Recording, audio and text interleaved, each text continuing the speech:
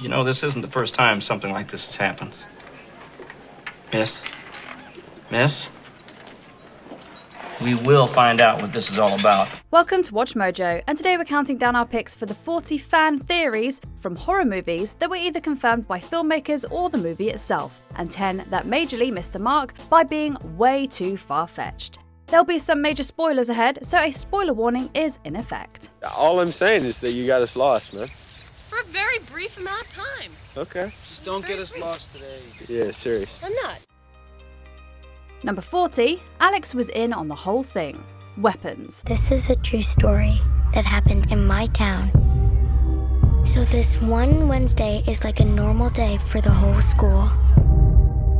But today was different. Horror fans had their knives out early for weapons, and they weren't wrong. The trailer sparked speculation that Carrie Christopher's Alex Lilly, the lone student who doesn't vanish in the film's central mass disappearance, might be more than a survivor. Every other class had all their kids. But Mrs. Gandy's room was totally empty. And you know why? As the tangled web of Zach Cregger's film unravels, it's clear he's not just lucky. Alex is an unwilling accomplice in Gladys's plan, luring his classmates into a sinister scheme with supernatural implications. The film uses his survivor status as a red herring, masking his involvement until a late-breaking twist reveals his shocking connection to Gladys, who's played by Oscar nominee Amy Madigan. This fan theory added to the fun, turning weapons marketing into a puzzle that eagle-eyed viewers solved before opening night. I don't understand at all. Why just her classroom? Why only hers? Where are our children? We have a lot of emotional parents here. I think it's best if you keep some distance from this place. Number 39, Death has a long memory. Final Destination Bloodlines. Wait, so you stopped the disaster? Yes. But Death doesn't like it when you f with his plans. So over the years, he came back, and he killed everyone who was there that night. 2 decades on, the Final Destination franchise proves you can't outrun fate. Fans long suspected that Death wasn't just some random force, but an intelligent predator, stalking those who meddle with its design. This overdue sequel makes that theory explicit. Protagonist Stephanie, played by Caitlin Santa Juana, discovers her family has been dodging destiny for generations, making her more of a target than a survivor. Wait a minute, I'm sorry, did you say Death came back? He's a relentless son of a bitch. Won't stop till he finishes the job, but I taught myself how to see him coming, to anticipate his every move. Been keeping him at bay for years now. And now he's got me. Cancer. The film revels in the franchise's signature Rube Goldberg-style kills, but what sets it apart is its commitment to the law. Death isn't merely patient, it's personal, punishing any attempt to break the chain. By the finale, Stephanie's desperate gambit only confirms the inevitable. Death always collects, and every clever scheme makes the payoff, well, nastier. For years, people have been coming to me for advice. Well, I'm tired. I'm done with all that. And now I'm sick just like Iris. There's no running this time. Fact is, you're all gonna die. And after that, I will too. Number 38, The Possession of Lee Harker, Longlegs. Is everything okay? Yeah, of course, everything's great. Yeah, in fact, you're here just in time because Miss Ruby just started opening her presents. Come, sit.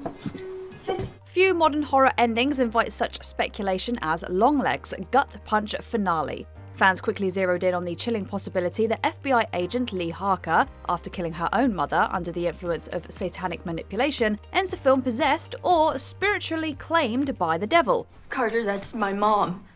She's the accomplice. She's Cobble's accomplice. Sit down!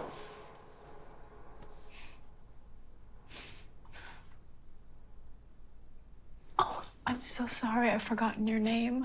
I'm a terrible, terrible, terrible hostess. Oh, don't mind me. The clues were all there. Micah Monroe's character freezes instead of destroying the cursed doll. The sinister Hail Satan echo lingers over the scene, and the narrative offers only minimal catharsis. The woman is already dead. And the little girl will be next. Anna, would you like to join me in the kitchen, honey? so sorry. I'll be right back. Writer-director Oz Perkins hasn't outright confirmed the theory, but his comments about the finale being as bad as it could have turned out only fuel the fire. In true Satanic Panic fashion, Longlegs leaves us wondering whether evil was truly exorcised or if it found a new host. Hail Satan. Number 37, A Cursed Concert. Smile 2. Sky? Sky? What are you doing? Think about the tour. From the moment Smile 2's marketing campaign kicked off, fans were convinced Naomi Scott's Sky Riley wouldn't survive her own concert. Trailers teased a smiling, blood-soaked breakdown on stage, leading horror diehards to theorize that she'd die in front of a massive crowd, passing the entity's curse to thousands of unsuspecting fans. That grim prediction was dead on. The film's finale sees Sky succumb to the demon mid-performance, her onstage death broadcast to the world. Whether the curse spread to her audience is left deliberately ambiguous, but the scene's shocking brutality and viral reach take Smile's themes of trauma as contagion to a terrifying new scale.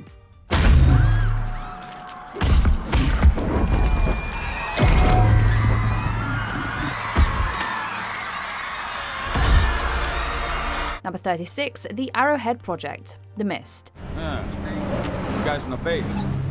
From up the mountain? Uh-huh. The Arrowhead Project? Well, you're a local. Any idea what they do up there? Missile defense research, you know, I'm sure you've heard the stories. I'm sure the woman at the laundromat says that they have a crashed flying saucer up there with frozen alien bodies. Stephen King's novella left the Mist's origins tantalizingly vague, but fans long suspected a human hand in the terror.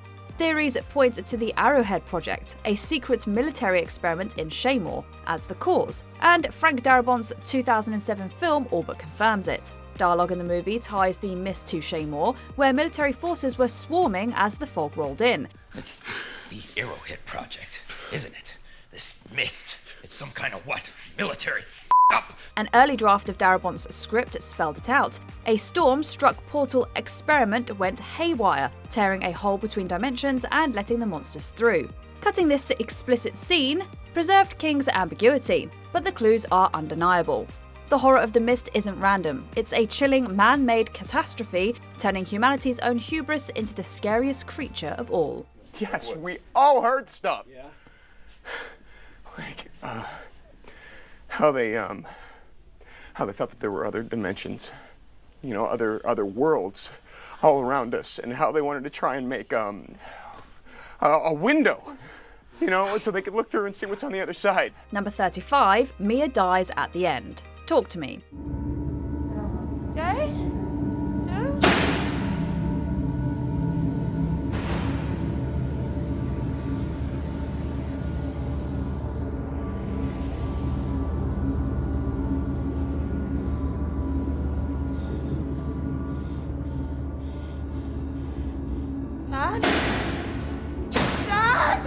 Talk to Me's haunting finale was hotly debated. In the end, what many suspected was confirmed. Mia left the building permanently. The climax sees Sophie Wilde's character choose to sacrifice herself rather than kill Riley, hurling herself into traffic and freeing him from the entity's grip.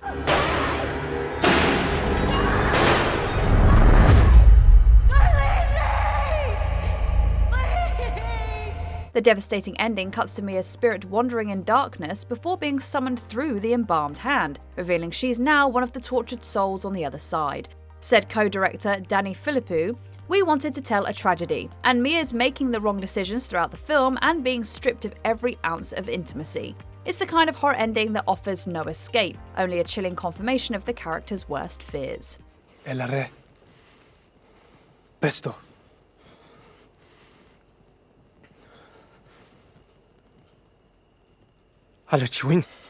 Number 34, Annie's mum was an occultist. Hereditary. It's heartening to see so many strange new faces here today. I know my mom would be very touched and probably a little suspicious to see this turn out. So. Ari Aster's feature-length debut rewards sharp-eyed viewers, and repeated watches reveal how deeply Annie's family was doomed. From the start, Toni Collette's Annie seems haunted by her mother Ellen's cryptic past. But subtle details, strange symbols, unsettling acquaintances at Ellen's funeral, and eerie stories about her secrecy hint at something bigger. My mother was a very secretive and private woman. She had private rituals, private friends, private anxieties. It honestly feels like a betrayal just to be standing here talking about her. By the harrowing finale, those breadcrumbs converge. Ellen was a high-ranking member of a cult devoted to summoning the demon Payman, grooming her own family as vessels. Annie's grief-stricken breakdown masks a carefully orchestrated plot, and a second watch makes the cult's presence feel suffocatingly obvious. From background extras to ominous carvings, Asta's smash hit wasn't just about grief and mental illness, it was a meticulous demonic conspiracy hiding in plain sight. You are Payman, one of the 8 kings of hell. We have looked to the northwest and called you in. Number 33, the spread of the rage virus, 28 years later. Ay, no, she's gonna be dead. Oh no, son. Not dead. Saved. This is a glorious day. Day of judgment. For years, fans of Danny Boyle's 28 Days Later franchise debated whether the rage virus had escaped Britain.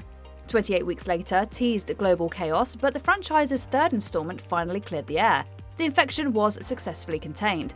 A chilling opening prologue explains that while the virus devastated the UK, continental Europe managed to push it back and quarantine the British Isles, abandoning survivors to fend for themselves. If you leave, you can come back, but if you don't come back, no one is permitted to go and find you. There are no rescues, no exceptions.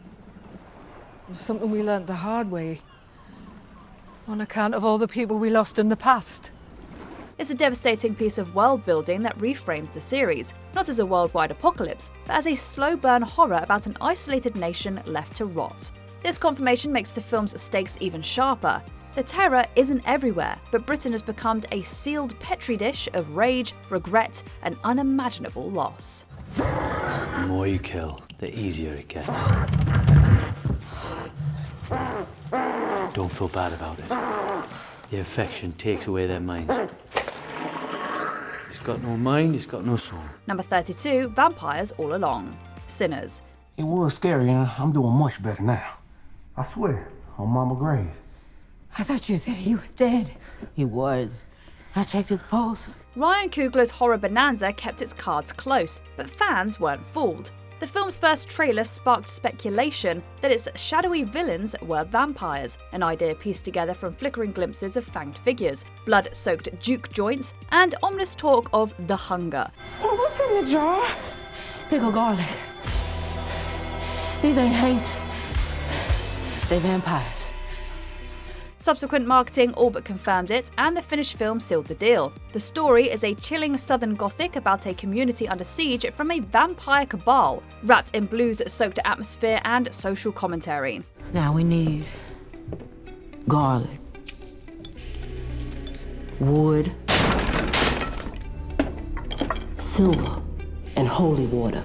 Shit might not kill him, but it'll slow him down. How could it move and sound like Stack? Warner Brothers' initial restraint made the reveal satisfying. What was teased as a ghost story or spiritual parable turns out to be a brutal, lore-rich vampire saga. They switch places with the soul of a man. But vampires is different. Maybe the worst kind. The soul gets stuck in the body. Can't rejoin the ancestors. Cursed to live here with all this hate. Can't even feel the warmth of a sunrise. Number 31, A Secret Society. The return of the Texas Chainsaw Massacre. It's his job to kill people. Well, I really shouldn't be telling you this, but you know how you always hear these stories about these people who run everything, but nobody knows who they are, right? By the time this film rolled around in 1995, fans noticed that something felt off. Theories swirled that a secret society was behind the Sawyer family's violence, and writer-director Kim Henkel later confirmed that's exactly what he intended. I mean, I never would have believed it, but it's all true. I mean, who do you think killed Kennedy? Government?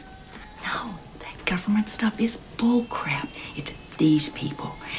And they've been doing this kind of thing for like 1,000 or 2,000 years, I forget which. And nobody, I mean nobody knows their names. And that's who Vilmer works for. The film's shadowy character Rothman isn't simply a sleazy handler, he's part of an Illuminati-style cult that uses Leatherface's atrocities to explore transcendence through horror. God, you have to help me. These people are crazy. Please, come on, let's go. It's all right. Shush. There. Come on now. Come on.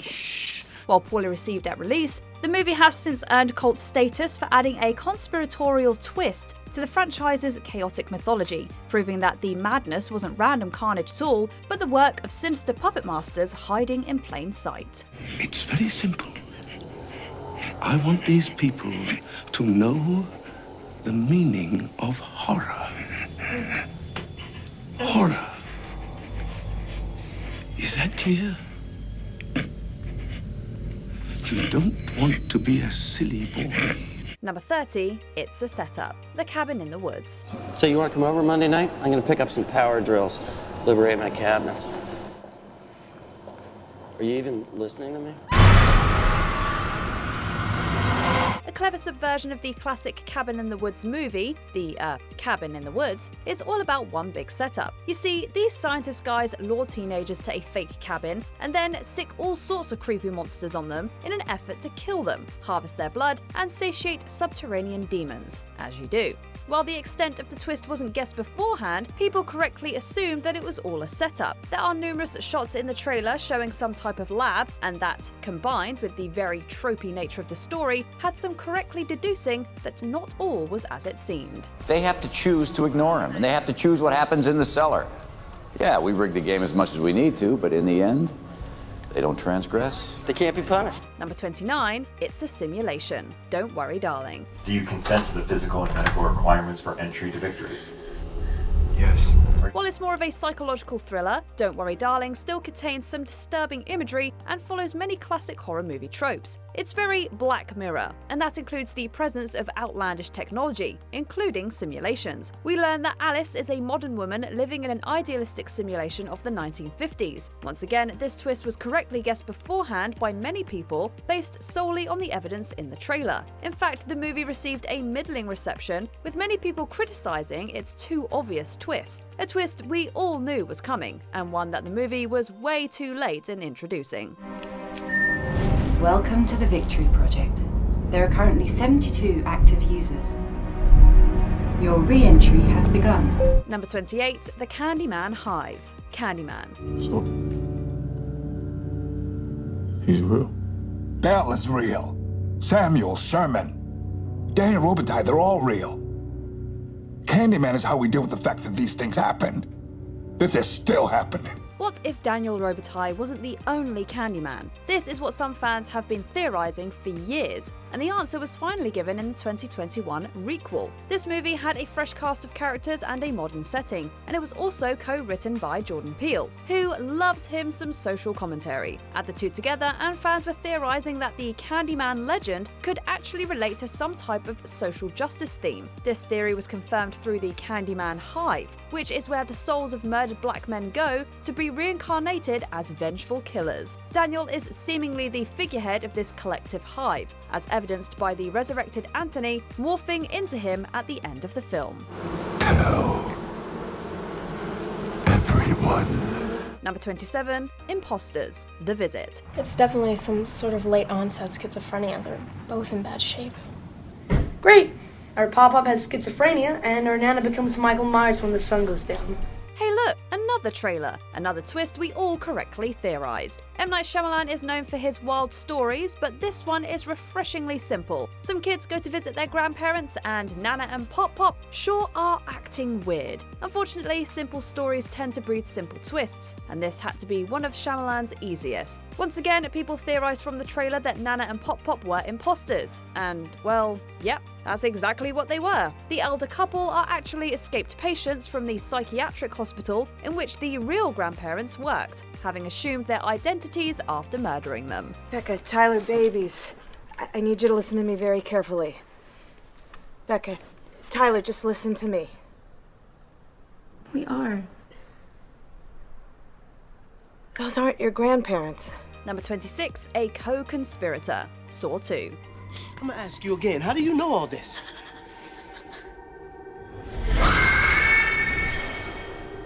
Because I've played before.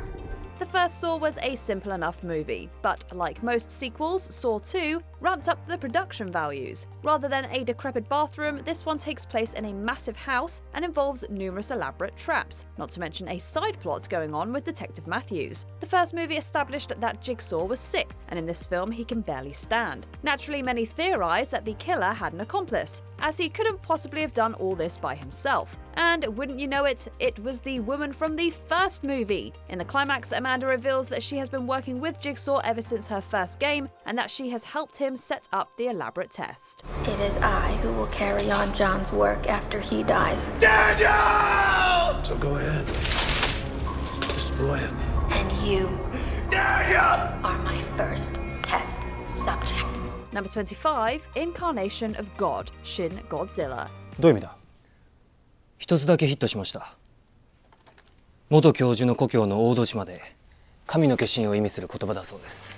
No one really knows where the name Gojira came from, but it's widely thought to be a portmanteau of the Japanese words gorira, meaning gorilla, and kujira, meaning whale. Yep, Godzilla is a gorilla whale. When the title was translated to English, it morphed from Gojira to Godzilla, and many people thought that it meant God Lizard, or something to that effect. This in keeping with the movie's themes of divine retribution, as Godzilla serves as a warning against nuclear war. This theory was confirmed, or at least acknowledged, in the 2016 film Shin Godzilla. Shin can translate to new, true, or even, you guessed it, God. This is also confirmed in movie by Patterson, who explicitly refers to Godzilla's divine origins. Number 24, Teddy is a patient, Shutter Island. Which would be worse? To live as a monster? Or to die as a good man? The twist ending of Shutter Island is often praised, but some people nailed it solely from the trailer. So here's the deal. A detective goes to an isolated psychiatric hospital to inquire about a missing patient. These types of mysterious remote location movies almost always have a twist, so viewers were already on edge. Furthermore, the trailer shows Teddy having visions and suffering from some type of delusion. There are also numerous shots of a blonde-haired woman and a child, including one where the woman disappears, one where they're engulfed in fire, and one where Teddy is screaming over a body. Put them all together and you've guessed the twist. Teddy is the patient, having murdered his wife after she drowned their children. My name's Andrew Latis.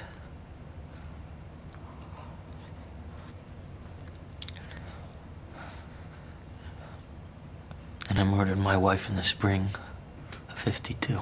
Number 23, Resurrection Gone Wrong, Puppet Master 2. Where you been all this time, Cheney?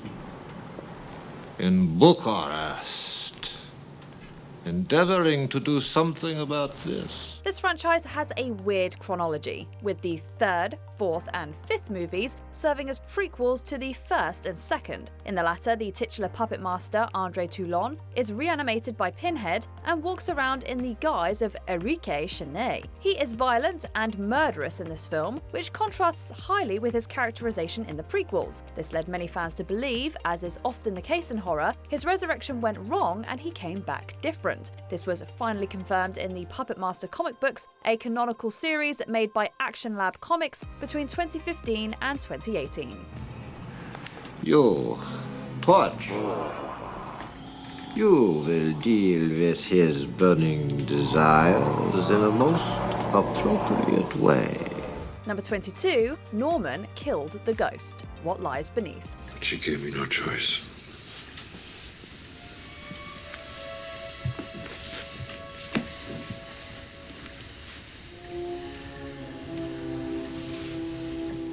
Neither of you. If you learn one thing from this list, it's that you shouldn't watch trailers for horror movies. The marketing for What Lies Beneath makes it seem like a simple haunted house story, only with one major twist. a twist that the trailer essentially revealed. It makes explicitly clear that Norman ended an affair. The woman took her own life, and her ghost is now haunting Norman out of vengeance. It straight up tells us that. Yes, it leaves out the detail that Norman actually killed her, but this twist was instantly theorized by virtually everyone who saw the trailer. The film ended up receiving mediocre reviews, with many critics calling out its painfully obvious story beats. You have no idea what it was like. Hold her underwater. Watch her life slip away. Number 21, Alien and Blade Runner share a universe. Alien and Blade Runner. So what?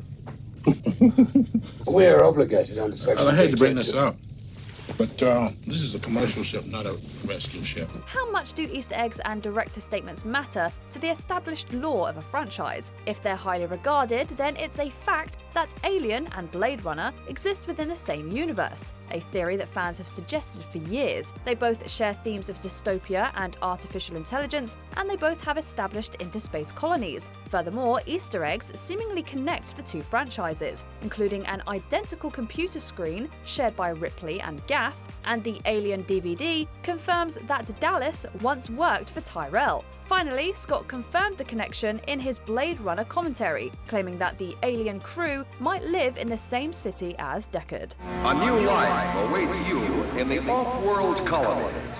The chance to begin again in a golden land of opportunity and adventure. Number 20, The Thing has no true form. The Thing.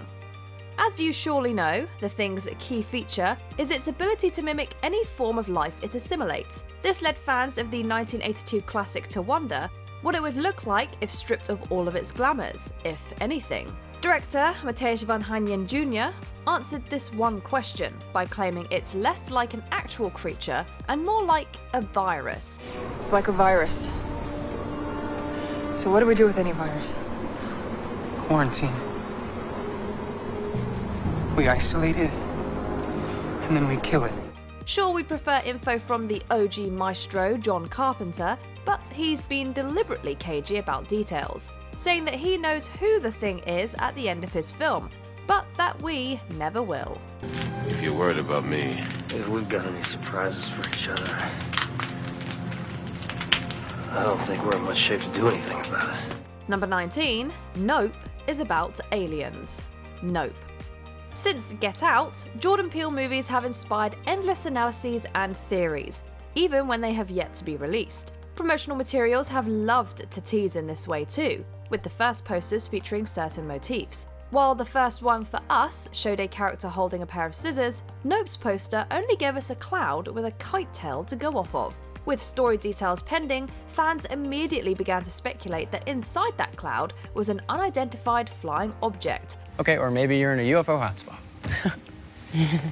No one believes in that. Sure enough, the movie ended up featuring just such a UFO. Only no one could have predicted its true beastly nature.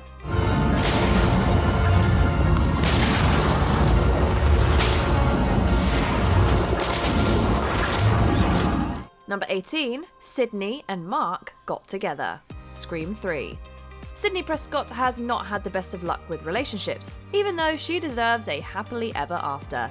She finally got it, but we didn't know about it for some time. In Scream 3, the franchise's final girl seems to have some chemistry with LAPD detective Mark Kincaid, but nothing is explicitly stated or acted upon. What's your favorite scary movie?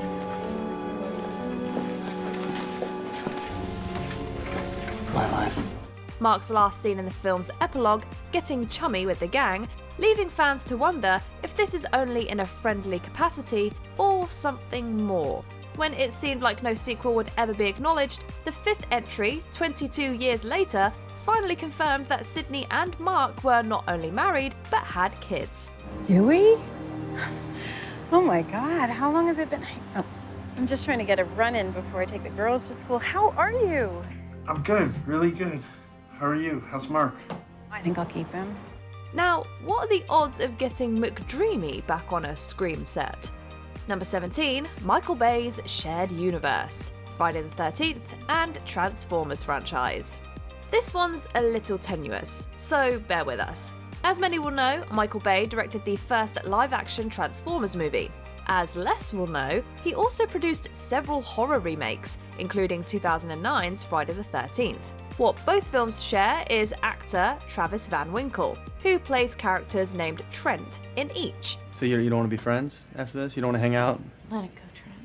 It's not me. This guy's being a dick. Granted, the characters have different last names in novelizations and deleted scenes, which will let you decide if it's a canon killer. But the characters' same jerky attitude has led many to believe they're one and the same. Why doesn't my little bunny just hop in the back seat?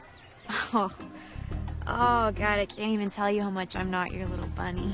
Several publications have reported on Bay confirming this, but the primary source seemingly can't be found. Still, Michaela was right to dump him. Else she too end up at Crystal Lake. Number 16, Midsommar is a fairy tale. Midsommar. This one delves more into themes than plot dynamics, but remains fascinating all the same. Ari Aster's visually arresting film Midsommar follows Dani, a young woman who suffers the tragic loss of her family in the opening minutes. She later joins her boyfriend and his pals on a trip to Sweden, where they study and ingratiate themselves into a pagan cult. Things, of course, don't go well, as Dani's friends are killed before she's crowned the May Queen. You are our May Queen. Me? Yes! Why? You won! What does that mean? Early viewings had many likening it to themes of old-school fairy tales, and it wasn't long before Aster shared the same sentiment. Now that it's a fairy tale, there's only one thing to do. Wait for the Disney version. Number 15, Clover is a deep-sea creature, Cloverfield. The Cloverfield franchise has embraced mystery, even going back to the first film's marketing campaign. Naturally, being a found-footage POV movie, Cloverfield focuses more on the characters' first-person experiences in the monster attack, and less on creature backstory and exposition. This prompted fans to come up with their own explanations, like Clover being from outer space, but this was denied by producer J.J. Abrams. Rather, the alternate theory, that it came from the Atlantic Ocean after being awakened by humans, was confirmed in supplemental material. So what, it's been down there this whole time and nobody noticed? Sure. Maybe it erupted from an ocean trench, you know? Or a crevice. It's just a theory. I mean, for all we know, it's from another planet and it flew here. Abrams also confirmed that this Clover was a baby, which explains why the one seen in the Cloverfield paradox is so much bigger.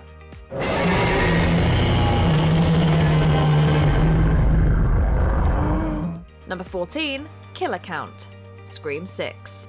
This isn't the first Scream entry, and it won't be the last. While beforehand not a constant, it seemed like the franchise had gotten comfortable with having 2 killers per film. There are always 2 killers.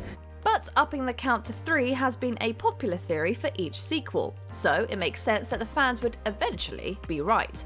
While Scream 2 originally went this way before a script leak forced them to pivot, it finally happened in Scream 6, when it's revealed the Bailey family is behind the killings in New York City. You did this as a family? Hell yeah, bitch. You should know better than anyone. They're still not getting it. Look, I don't know what you believe, but I didn't commit those murders in Woodsboro. It wasn't me. Oh, we know that. Of course you didn't. What do you think this is based on? Some bullshit conspiracy theory? Technically speaking, though, you could count 4 killers if you include Jason from the film's opening. Now I see something red. Number 13, Jason is a Deadite. Jason Goes to Hell, The Final Friday. Again, this is just one sequel director's interpretation, but it still counts for this list. Well, I was actually referring to your claim that Jason Voorhees is not truly dead. What you think of as Jason is not Jason. That body he's wearing, that's just meat. That boy knows how to dress.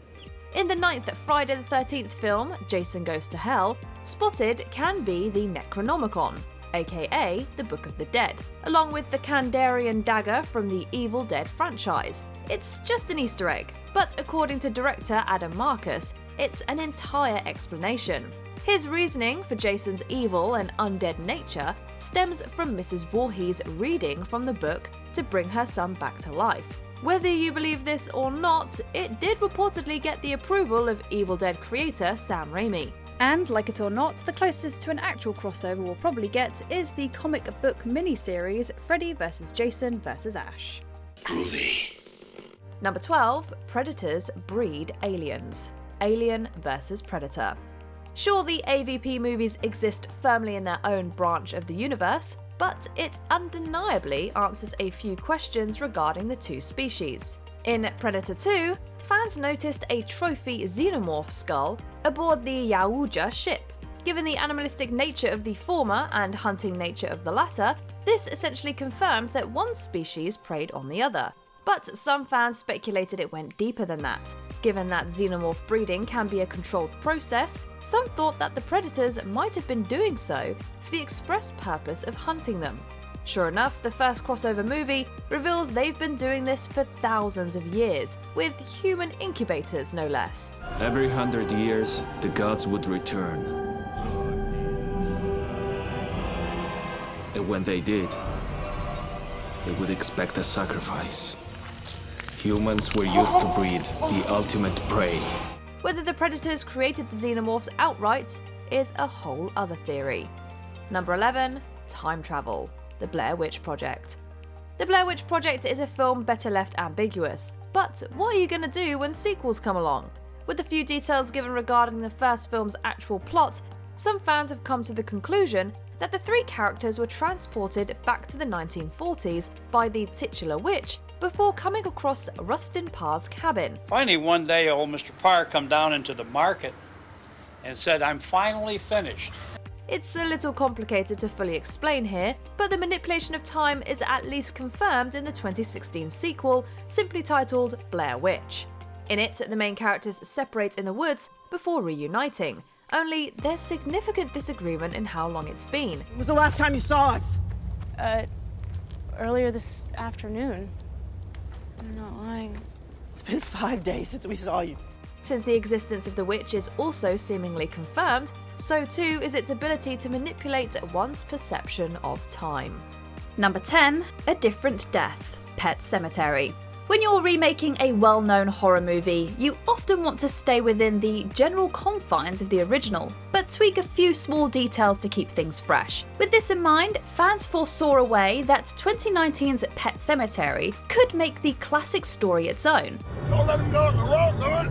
Get him, Woods! Get the baby! Get the baby! In the Stephen King novel and the 1989 adaptation, toddler Gage Creed is tragically killed by a speeding truck, and his father Lewis revives him in the mystical grounds past the titular cemetery. Trouble is, nothing comes back the same. Seeing as Gage has an older sister, Ellie, in every version, fans figured it might be interesting if she was the one who turned. This was confirmed when the second trailer for the remake was released.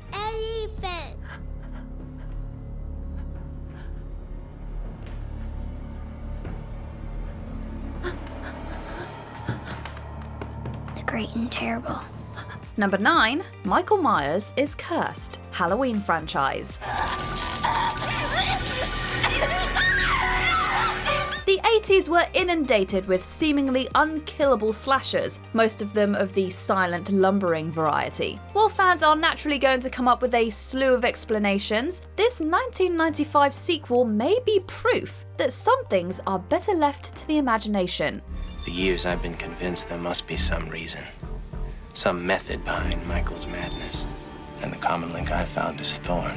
In The Curse of Michael Myers, the producer's cut anyway, it revealed that the titular villain was actually inducted into the Cult of Thorn, whereby he's imbued with supernatural abilities and the drive to kill his family to ensure prosperity for the community.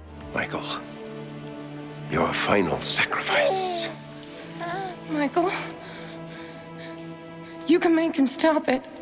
It's honestly bad storytelling whatever way you slice it, but thankfully, this is just one of the multiple Halloween continuities, so you're not beholden to it if you still want to enjoy the franchise. Wasn't it her brother who, cold-blooded mutilated all those teenagers? No, that's just a bit that some people made up to make him feel better, I think.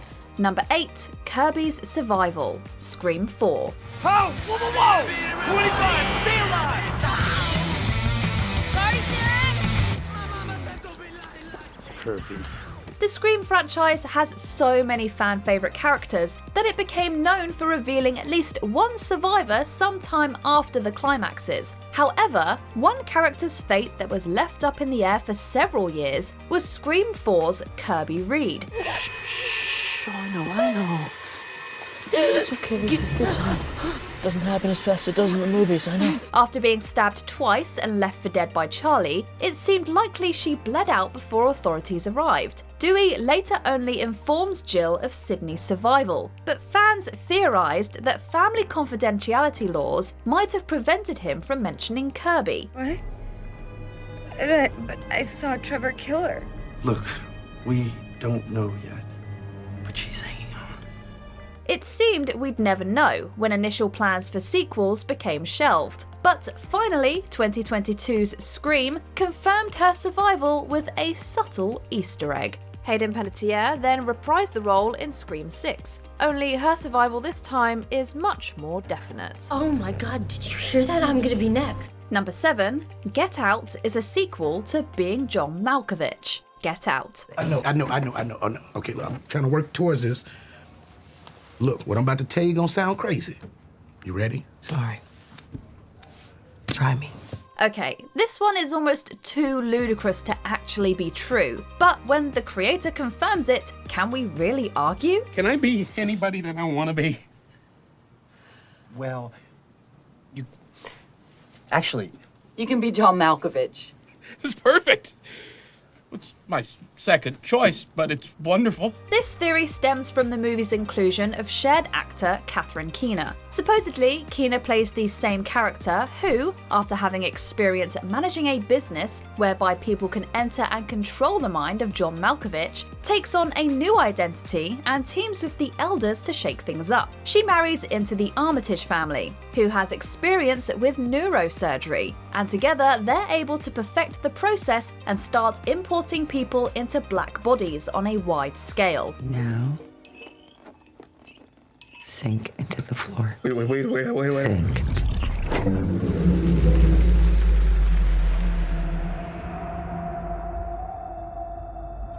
Ludicrous, yes, but Get Out creator Jordan Peele has been quoted as saying, "As far as I'm concerned, it's true." So, there you go.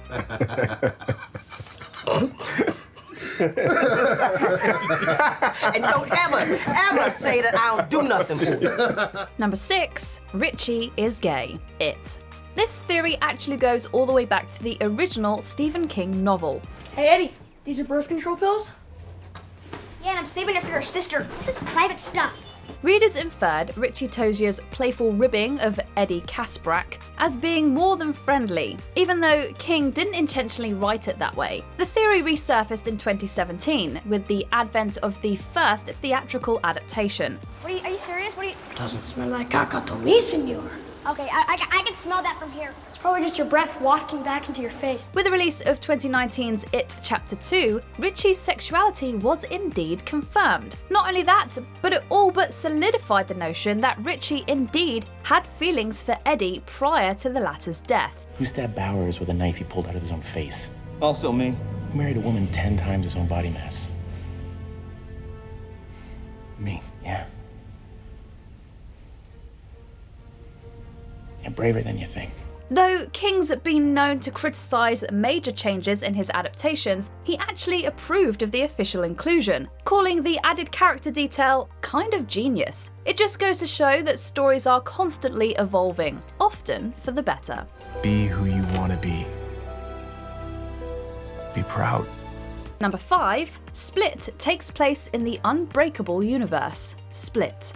For many, the release of 2016's Split marked a return to form for writer-director M. Night Shyamalan. For some, they suspected beforehand that it was a backdoor sequel to 2000's Unbreakable. I almost gave up hope. There were so many times I questioned myself. I killed all those people. But I found you. While Split is at heart a standalone psychological thriller, the fact that it centres on a killer with dissociative identity disorder, with one personality able to alter physical makeup and imbue superhuman abilities, had people wondering. This is so cool. They're gonna believe we exist now, right? They're gonna have to.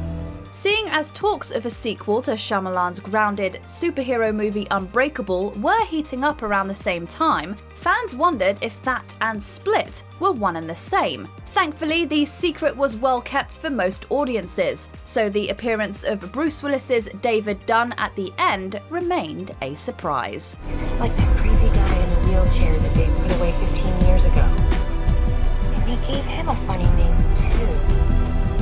What was it? Mr. Glass. Number 4, Final Destination 5 is a prequel, Final Destination 5. You'd think a movie called Final Destination 5 would follow up the events of the first 4, but that's just what producers were counting on when they released it in 2011. We all gotta get off. What are you talking about? The bridge is gonna collapse. What? We're all gonna die. Though the movie goes through the motions of a regular Final Destination film, the final scene reveals it takes place in the year of 2000, and that the main protagonists are actually on the doomed Flight 180 from the original film. Get on the ground, you punk! Get on the ground! You understand? Everybody just stay where you are. What's all that about? I have no idea.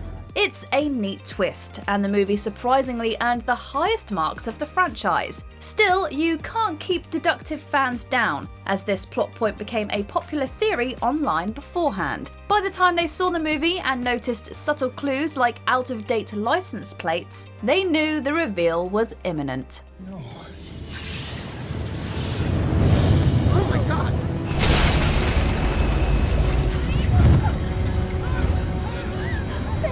Number 3, Lawrence Gordon became an accomplice. Saw.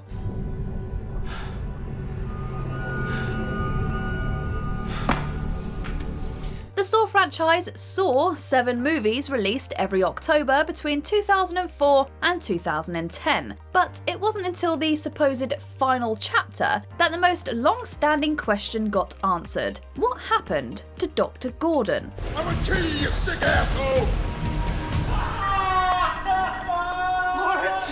In one of the most shocking endings in movie history, the original Saw sees Gordon amputate his foot and crawl away in search of help. The idea of Gordon bleeding out seemed anticlimactic to fans, so his survival made the most sense. However, seeing as he'd need immediate medical attention and the fact that the bathroom never gets discovered led fans to believe he was helped by his very captors. And since Jigsaw recruits multiple victims, it made sense Gordon would join the team with a new lease on life. Sure enough. No! Game over. No! Number 2, Jesus Christ was an engineer. Prometheus. This revelation doesn't actually come about in the film itself, and it would frankly be quite crazy if it did. But it has been confirmed by director Ridley Scott all the same. Can you imagine how disappointing it would be for you to hear the same thing from your creator?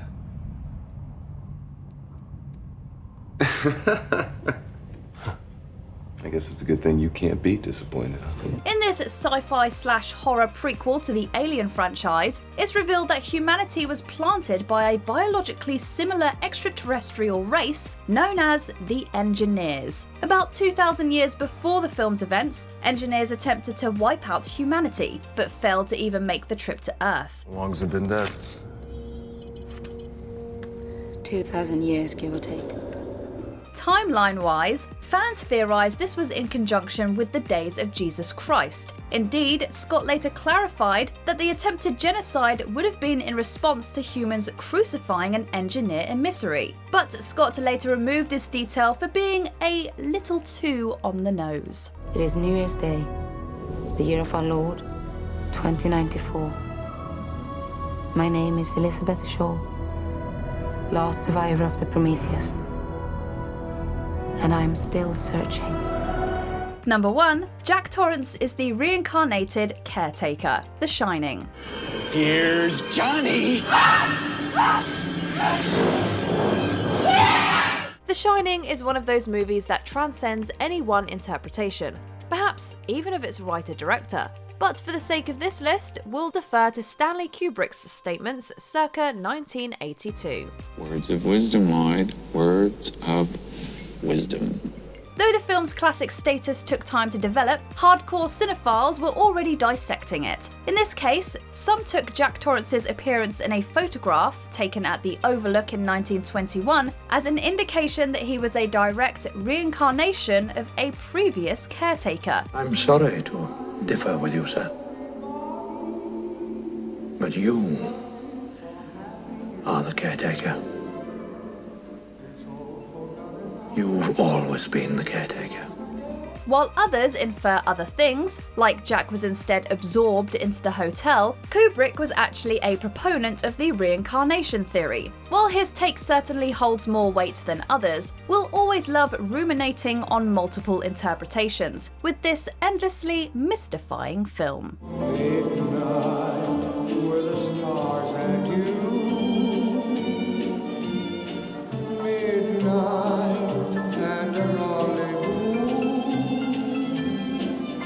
And now, let's take a look at 10 horror movie theories that turned out to be wrong. Number 10, Kevin McAllister grew up to be Jigsaw. Saw. I'm up here, you morons! Come and get me! You guys give up, or you're thirsty for more? One of the internet's most famous too crazy to be true theories imagines that Home Alone's mischievous Kevin McAllister grew up to become Saw's sadistic mastermind, John Kramer. The theory claims Kevin's penchant for elaborate booby traps and psychological torment was early evidence of his darker future. It's a fun exercise in headcanon. Both characters are inventive and eerily calm under pressure, but it collapses under the weight of, common sense. He's only a kid, Harry. We can take him. Ah, shut up, will ya? Oh, What is it? you're missing some teeth. Kevin's a precocious 90s kid from Chicago. Kramer is a terminally ill engineer. Even Saw creators Lee Wanell and James Wan have laughed it off, saying the resemblance is amazing but coincidental. Still, this meme-worthy theory persists because, let's face it, Kevin's traps were way too brutal for a kids' movie. Mom, Uncle Frank won't let me watch the movie, but the big kids can. Why can't I? Kevin, I'm on the phone. When do you come back? Not till then. It's not even rated R. He's just being a jerk. Number 9, Jason is also a tethered us. What are you doing? It's a magic trick. I left it here last year. Okay, let's see it. Among the many theories swirling around Jordan Peele's Us, one of the most popular claimed that Jason, Adelaide's son, was secretly a tethered. His quirky behaviour and uncanny knack for mimicry led some fans to believe that he shared his mother's hidden origins. The girl had a second child, a boy this time. They had to cut her open and take him from her belly. The shadow had to do it all. Herself. She named him Pluto. He was born to love fire. But Peele himself has poured cold water on this idea. In interviews, he implied that Jason isn't a tethered tool. He's simply unusually perceptive, describing him as able to see through the veil and a little step ahead of us. Jason's insight reflects the film's deeper themes of generational trauma and intuition rather than a literal swap. It's proof that sometimes a creepy kid in a horror movie is just that, and not secretly a monster. Number 8, Sarah is the killer. The Descent. Sarah! Guys, it's Sarah! I think she might be stuck! I am stuck! All right, Sarah, calm down. Just relax. One fan theory about this subterranean spine chiller suggests that the terrifying crawlers don't exist at all. Sarah is the real killer. The theory points to her fragile mental state, the fact that she's the first to see the monsters, and her increasingly feral behaviour, especially towards Juno, her late husband's lover. I don't think I saw someone. I saw someone. No, you heard something and you saw what you wanted to see. It's the dark. It plays tricks on people. I can describe to you exactly what I saw. What did you see? A man. I saw a man. Supporters argue that the cave's horrors reflect Sarah's grief and rage, and that her blood-soaked rampage is a psychological breakdown, not a fight for survival. Sam. What is that?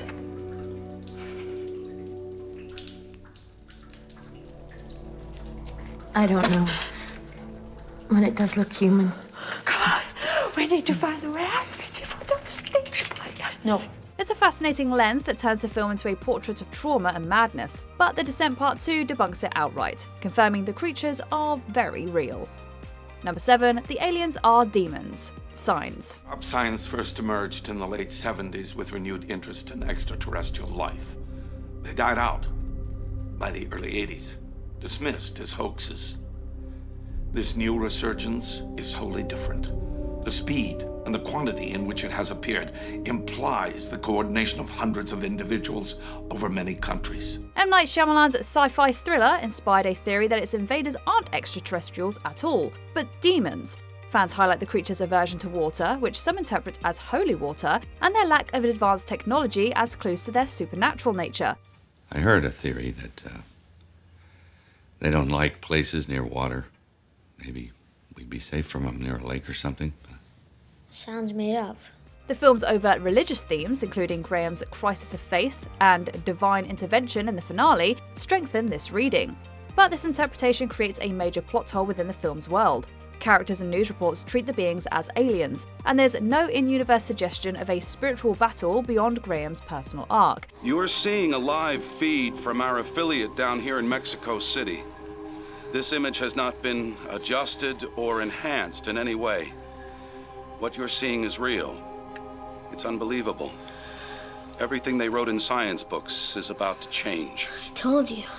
While intriguing, this theory is more of a creative reframe than a hidden truth, showing how Shyamalan's mix of faith and sci-fi invites wild reinterpretation. In less than an hour, a couple hundred people get the same brilliant idea, and here we are, on the verge of mass hysteria.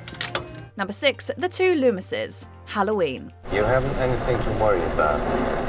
He hasn't spoken a word in 15 years. Are there any special instructions? Just try to understand what we're dealing with here.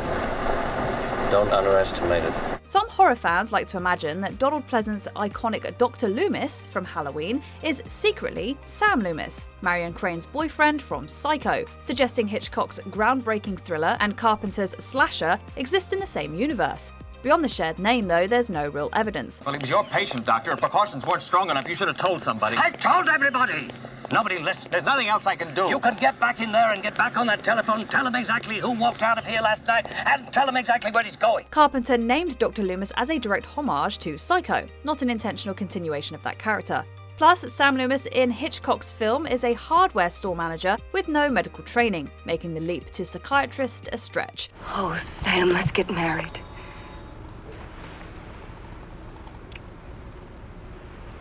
Yeah. Live with me in a storeroom behind a hardware store in Fairvale. We'll have lots of laughs. Tell you what, when I send my ex-wife for alimony, you can lick the stamps. This theory is a fun nod to horror history, but collapses under scrutiny. It's a clever Easter egg, not a crossover. Number 5, there was no monster. It follows. Somebody gave it to me, and I passed it to you.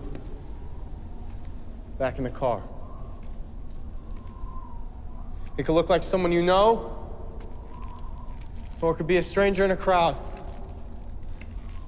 Whatever helps it get close to you. David Robert Mitchell's It Follows practically invites the fan theory that its slow-moving, shape-shifting monster represents sexually transmitted diseases. The entity passes to a new host through sex, and characters attempt to outrun it by sleeping with others, a mechanism that mirrors the spread of an STD. You can get rid of it, okay?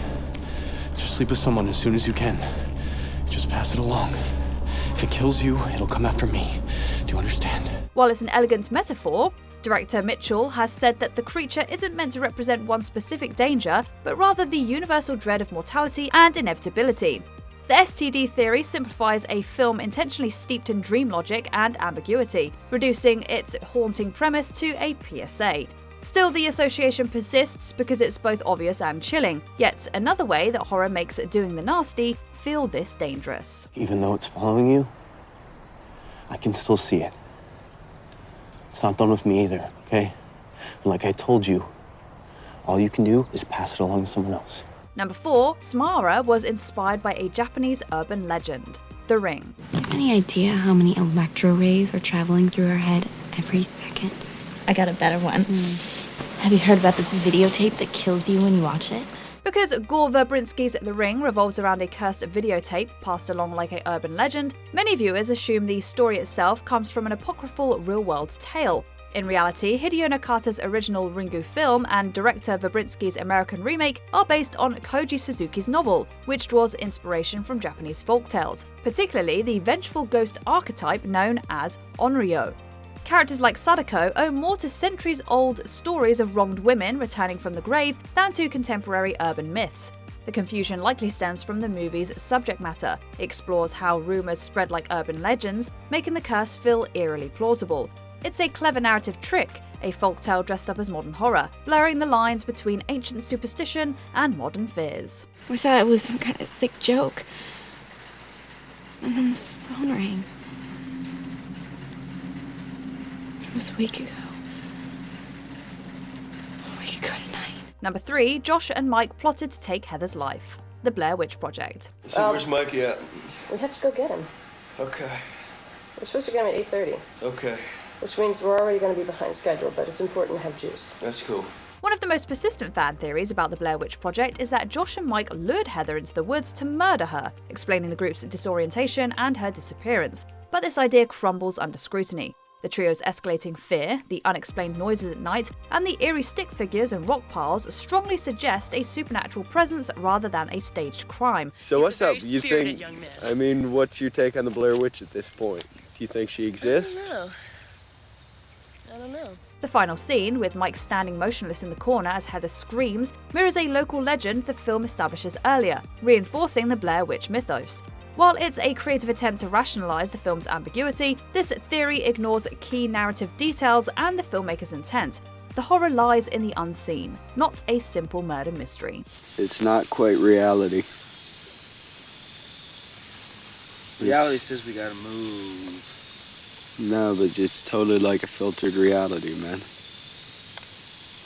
It's like you can pretend everything's not quite the way it is. Number 2, based on a true story, The Texas Chainsaw Massacre. The film which you are about to see is an account of the tragedy which befell a group of 5 youths, in particular, Sally Hardesty and her invalid brother, Franklin. Tobe Hooper's pioneering slasher opens with a chilling title card claiming the events are real, convincing generations of horror fans that Leatherface's rampage really happened. In truth, the film is entirely fictional. Hooper admitted he used the true story gimmick to give the movie a gritty documentary feel, capitalizing on a 1970s appetite for realism. Anybody home? Hello?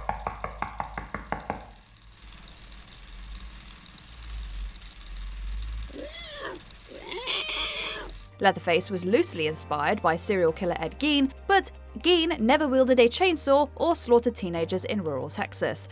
Hooper's marketing trick worked too well, cementing Chainsaw's place in horror history as a shocking, even forbidden film. It's a reminder that sometimes the scariest thing about a movie is how believable a lie can be. The events of that day were to lead to the discovery of one of the most bizarre crimes in the annals of American history: the Texas Chainsaw Massacre. Before we continue, be sure to subscribe to our channel and ring the bell to get notified about our latest videos. You have the option to be notified for occasional videos or all of them. If you're on your phone, make sure you go into your settings and switch on notifications. Number 1. The Moon Landing, The Shining. Among the strangest theories about The Shining is that the film is Stanley Kubrick's coded confession to helping NASA fake the Apollo 11 moon landing. Fans point to Danny's Apollo 11 sweater, room 237, matching the moon's distance in thousands of miles, and cryptic imagery as Kubrick's hidden admission. But this conspiracy collapses almost instantly. There's no evidence Kubrick ever worked with NASA in this capacity, and the theory relies entirely on numerology and symbolic guesswork. You did this to him! Didn't you? How could you? Scholars and Kubrick's collaborators have dismissed the claim outright, noting that Kubrick meticulously adapted Stephen King's novel with his own themes of abuse, trauma, and isolation, not secret history. It's a testament to Kubrick's dense visuals that The Shining inspired this much myth-making, even if it's all nonsense. Here's to 5 miserable months on the wagon and all the irreparable harm that it's caused me. Do you think that any of these theories were true? Let us know in the comments below. So what's up? Are you happy with the way the documentary's going? Yes, I am. Yeah? Yeah. And I'm very pleasantly surprised by our little Mikey.